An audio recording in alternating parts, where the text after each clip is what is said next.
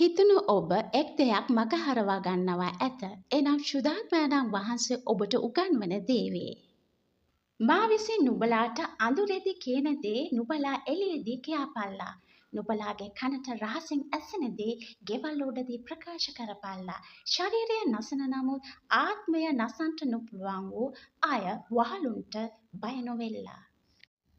ඔබගේ සභා පාලක දේවගැතිවරුන්, ඉවැන්ජලිස්ට්වරුන් හා සබත් ගුරුවරුන් ඔබට දෙවන් වහන්සේ සමග සම්බන්ධ ගොඩනගා ගන්නත් දේ වචනය ඉගැන්වීමට සහාය දෙනවා. මම අදහස් කරන්නේ ඒ දේ නෙමේ.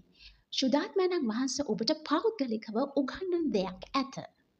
ඔබ තවදුරටත් දේවගැතිවරුන්ගේ ඉගැන්වීම මත යැපෙන්න ගියොත් ශුද්ධාත්මයණන් වහන්සේ ඔබට උගන්වන දේ පෞද්ගලිකව උගන්වන දේ මගහැරෙන්න පුළුවන්.